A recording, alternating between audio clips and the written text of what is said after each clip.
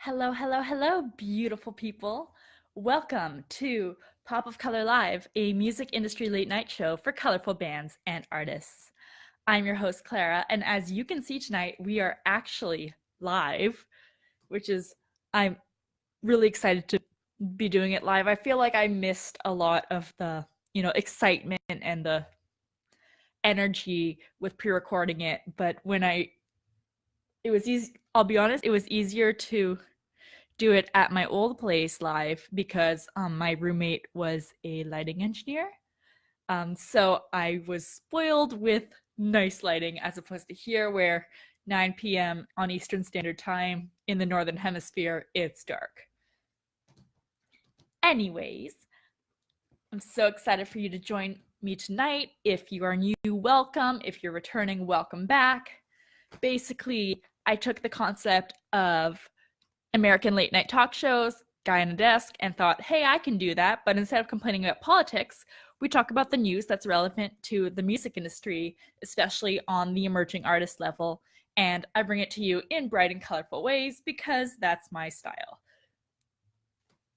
I'm going to start with the news, and then the main feature of this night's episode is on business foundations because I had some adventures with setting up my business properly this week, and I want to report back. Let's do this. First step, I know I don't talk about politics often. Hi, Spencer. But Pharrell Williams, so R&B singer from the States, threatened to sue President Donald Trump for using the song Happy in one of his rallies without permission from the artist. What I wanted to discuss here is, despite it being political, and I know lots of you are sick and tired of politics, which is why I bring it here, though if you are American, please go vote tomorrow. What I wanted to bring up here was what Pharrell Williams is perfectly allowed to do is he's invoking what's called the moral rights. So if you write a song, you have these unexchangeable, unsellable, ungiveawayable set of rights called the moral rights, which is where you can say where and how you want this song to be used. This is being applied retroactively in the case of Pharrell Williams right here, where the song was already being used at a Trump rally. Pharrell and his team got a hold of it, got wind of it, and were like, hey, you can't do that. We don't want to be associated with you. But what the songwriters who are watching this should know is you can also put it in clauses for when you are licensing your music, say with sync, with publishing, and so on. So one of the big questions you need to ask yourself when it comes to moral rights for you as an artist is figuring out where you want to draw the line with your song, because the general idea is the looser your ideas are in the, how do I phrase this? The less you care about where your song goes, the more money you're going to make. But on the other hand, you might have a strong brand and you view the strength of your brand as worth more in the long run for building a fan base, for your worth, for your ethics and integrity, than you do for making a quick buck off being in a commercial for a brand you don't agree with. So when it comes to invoking moral rights, there are many levels. You've got the artists who are like, hey, do whatever you want with my song as long as it brings in the cash for us. You've got the artists who are like, okay, nothing political and we're good. You've got if you're going to place it in a movie, I want to see the scene it's in and get a general idea of what the movie's about. You've got the artists who are like, okay, I don't want to be in an ad for tobacco or alcohol or drugs. Other than that, we're good. And then you've got the artists who are like, I only want to be in campaigns.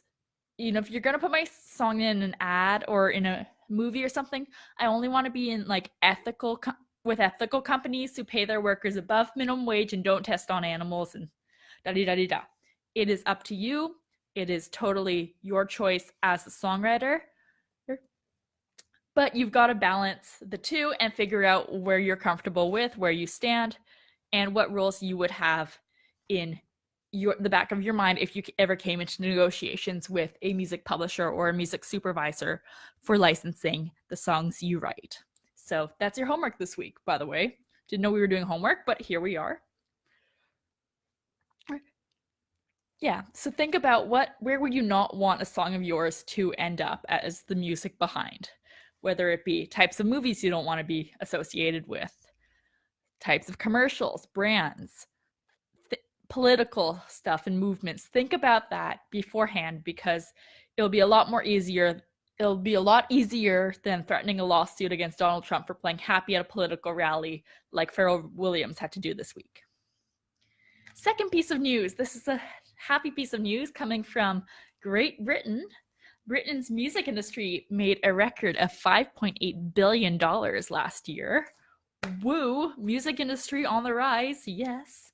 So that's 13% growth overall, 12% increased concert attendance, and 25% publishing export growth. Publishing export growth meaning songwriters who are getting placements overseas. So yes, good for the UK. You go. Speaking of that, I just want to, while we're on the topic of exporting and international, I wanted to teach you guys a key term for your music career. Ready? Export ready. Hear that? Export ready. Write it down if you have to. This is a term that takes you from the artsy creative musician to a business that's looking to expand overseas. And while that seems really corporate and dull, it is golden if you put it in your grant applications. Export ready, whether it be exporting from your region, from your country, from your continent, that term, export ready, if you put it in your grants, if you put it in applications, if you use it when talking to potential investors, shows that you're a serious business person who has a plan and is aiming on growth as opposed to just meandering around and being a hobbyist. Bear that in mind. Third thing, this is on the social media side. Shazam now integrates with Instagram stories. For those of you who don't know what Shazam is, it's an app where if you hear a song on the TV, on the radio, anywhere, and you're not sure what the title is, and you really want to know what the title of that song is, you pull out your phone, you go on the Shazam app, and it will search its database and detect what the song is. So that would be in the sense of, the song is playing in the background of a TV show you're watching on a Saturday night. Shazam it. Oh, it's this song by this indie band. Let me look them up. And then you can go and listen to the rest of their music. Great app for discovering music, because if people aren't going to be discovering music via the radio anymore because they're all owned by the same companies, you have to find other ways to discover music. And lots of places like TV shows, for example, sitcoms and smaller commercials like to use indie bands, emerging artists, smaller acts, because they don't cost the same amount as the big name arena selling superstars. Hang on, cats and audio equipment is a bad idea. So this is Hamlet. Oh, hang on. And Othello's right here. So I have 4 new foster kittens in my house. I am not a crazy cat lady, for those of you who have just been introduced to me. I just have a bleeding heart, and I take in animals from I volunteer with an animal shelter, and I foster cats and nurse them back to health. Maggie, who you might have seen a couple of weeks ago, she's the big one who resembles the meme of the cat who swallowed the watermelon whole. Her rehabilitation is going so well that she's being moved to a feline cafe. So good for her. She's going to get adopted really soon because she's a sweetheart, albeit being a diva. So I've got 4 kittens around here that I've named after Shakespeare plays. So I've got Hamlet, Othello, Julius, and Cleopatra, who are over there. So I'm up to my ears in kittens. Louise adores them. But yeah. So the new Shazam integration with Instagram stories is, let me show you it via a flow. So if you're going to, so you're listening, you're watching a made-for-TV movie, You like the song in the background. You Shazam it, you know the name of the song, then you have it on your Shazam app. You can hit the share button. Instagram stories are going to pop up as an option for how you can share this song. And then it can be exported into your Instagram story where people on Instagram who are watching your Instagram story that you record with this song in the background can swipe up to the link on the song and go to that song on their streaming device. There we go. It's a bit of a timeline, but you'll get the idea. And once again, discovering music is changing. I don't know if I managed to finish my sentence. Once again, I am live right now, but if the radio is all owned by the same companies that play the same songs every hour, and there has to be new ways to discover music, and sync placement's one of them. But after you've been synced, you want to go and make fans from that opportunity if you want to make the most of you getting that placement. And last piece of news, by the way, all the news I am mentioning, I've got the links to the official articles and in-depth stats and such in the description of this video. They are, if you go to on the unicorn icon, it says episode archive, references, and freebies. Click there. I'm going to be uploading this video after it films because once again, we're live in the archive. Put it there, but it's got all the news items with the links to the original stories and a freebie for you, as well as my social media contact info if you want to follow me on my other channels, or even write to me via email and say hi or give suggestions for new episodes. So last piece of news, solo pianists are crushing it. Not really a piece of news, but there was a fantastic expose in Rolling Stone magazine, once again linked there, about solo piano artists. So these are artists who play instrumental piano music. It's not classical, but it's not quite pop. So it's kind of this relaxation. It's not new age because it's not synthy. It's just they write their own instrumental piano music here in modern day. And there are many of them who have over 1 billion streams on Spotify, who are making tens of thousands of dollars every month because their songs get played over and over again on playlists in offices. So think about it, dentists' offices or waiting rooms of all sorts, or it's in office buildings that don't necessarily want pop radio on, but they don't want silence, so they want something soothing, light, airy piano music, original compositions, so they're collecting their performance rights organizations' royalties as well, and sync placements, and they are doing really well, creating a niche for themselves where you would never have thought of this. I mean, going back, these are not the artists you expect to be making it really big and making bank. You know, they're not the glittery pop stars. They're not the hot rappers. They are recording piano music that they write themselves and putting it on Spotify, and it's getting played over and over in offices across the world, and they're just collecting the checks every month. So good for them. If you want to look at the in-depth interviews, once again, that's the Rolling Stone article that's in the show archives that the link is to in the description of this video. I am so happy you guys are here watching me tonight, or today if you're watching today on the replay.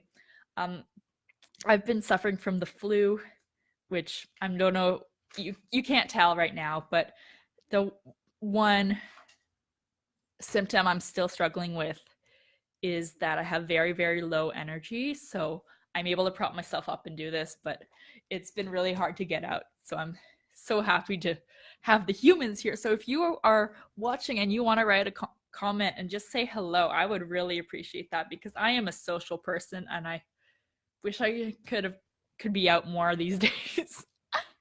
But I am determined.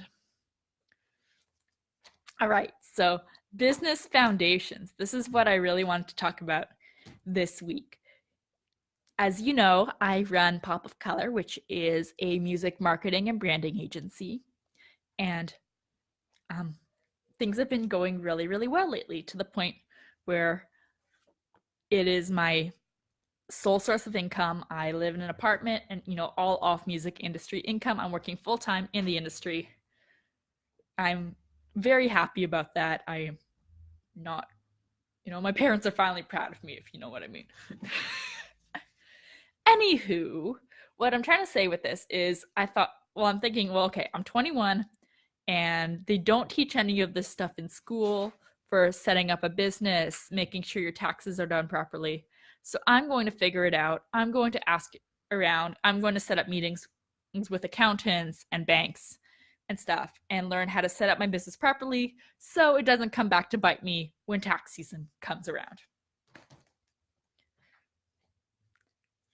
So I split this up into 3 categories that I'm going to go over with you guys because I really want to share this with you. I don't know how much is relevant for the artists or for people who don't live in the province of Ontario, Canada.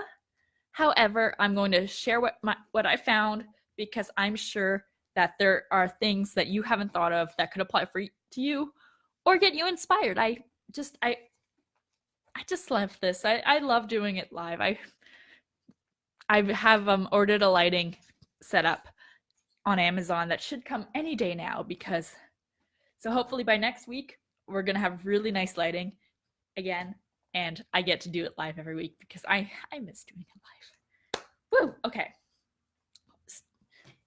3 chapters: organization, accounting, and banking. Let's start with organization. Have a budget. So this is a very important part of adulting, is having a budget. So that doesn't necessarily mean constricting what you're spending unless you want to and need to, but rather knowing where your money is going. 2, keeping receipts and making notes on them as needed. Much of our industry is not paid in official pay stubs. I know artists especially will be handed cash at the end of the night for playing a venue, or e-transfers, PayPals, and so on.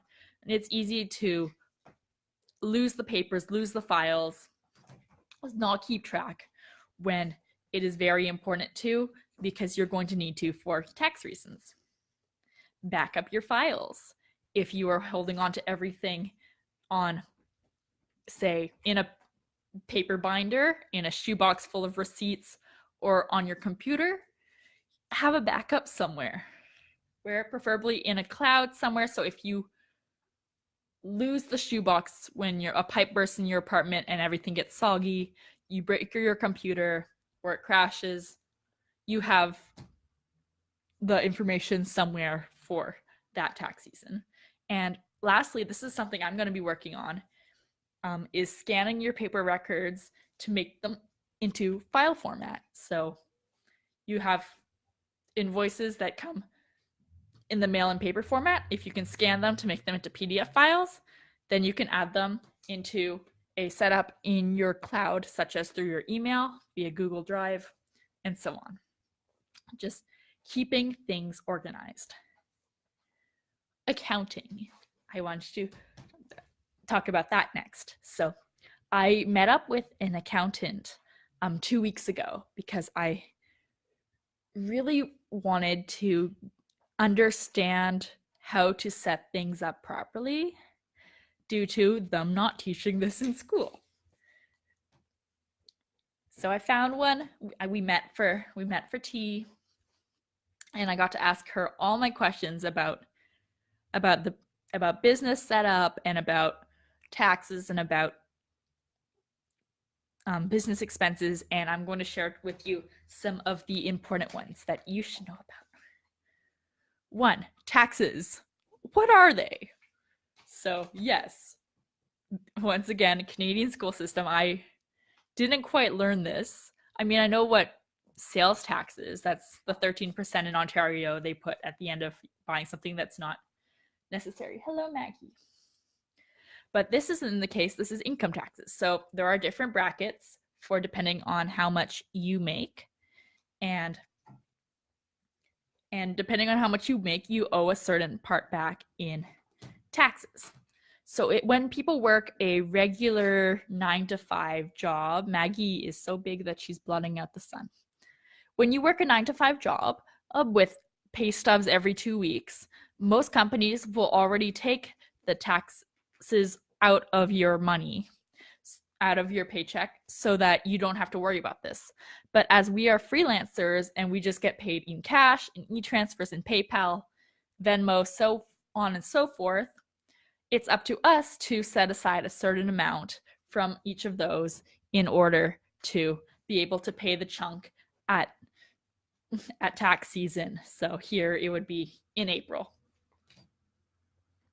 What business expenses are, so I'm sure you've heard this term being flung around, is that there's a certain amount of things that you can purchase that are legitimately needed to run your business that you can subtract from the amount you made that last year, so that it's a lower number and you have the possibility of falling into a lower tax bracket and therefore paying less taxes.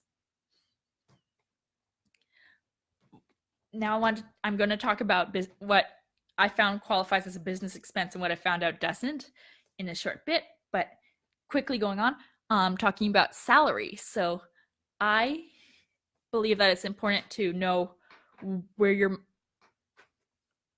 When I worked a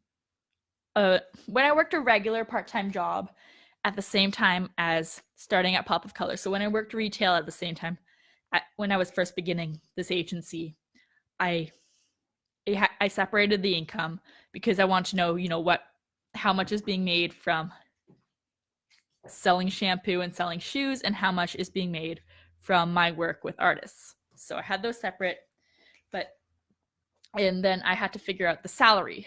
So it's hard to know how much you make when how much you make fluctuates. So I made it into, this is my system. Everyone can have a different one. Your system can be different, but whatever works for you. So what I do is at the very end of every month, I look at that budget. That's another reason why you should make it. Take a look at all the upcoming expenses I have this month. So everything from groceries, bus pass, rent, electricity, my phone bill, to things like I'm going to need a new pair of boots this winter, or so I'm going to purchase them now as soon as the store starts selling them, and so on and so forth. So that end approximate number is my salary. So then throughout the month, with whatever I make off from the income I make in the music industry, I put into my personal checking account in order to reach that number. After I've reached that number, that is, my salary's been paid, and then I split up the rest in this way. So then as I go, every invoice I receive, every check I receive for further work in the music industry, what I do is I put 40% of that number in savings, 40% of that in reinvesting into my business, and last 20% as a commission for, hey, you did a good job this month. Go treat yourself and fund your tea collection issues, and so on and so forth. So that's my system. But if you have a system that works for you, let me know. Feel free to write to me or comment on this video. I would love to know how you have things set up, because I'm still learning at the same time, which is why I love sharing, because it's just we're all learning together. And I really love helping. And if you have a way you can help me with this and provide some insight, please do. I am more than happy to listen. So now I'm going into things that I can count as business expenses. So ordering business cards, that's business supplies. Web hosting fees, business software. So for those of you who have ever emailed me or received newsletters from me, my email address has a custom domain. It's not at gmail.com. It's at popofcolormusic.com. I pay $5 for that every month. That counts as a business expense. Courses within my field. So not yoga class, but if I pay to attend a conference or courses is to learn more about the business from certified experts in the industry, that has the potential to count. transportation to business related things, as well as meals towards business related things. That's why it's important to keep your receipts, because then you can write on the back of them in pen, met with this client, we discussed this. The date's on the other side of the receipt, but if you can point to that, that works. Percentage of my Wi-Fi. I work from home, so I can't claim 100% of my Wi-Fi because I do things with my Wi-Fi, such as Netflix, that aren't 100% business related. And, like going through the Sephora sale section, not 100% business related, or looking at cat memes, for those of you who know me well enough.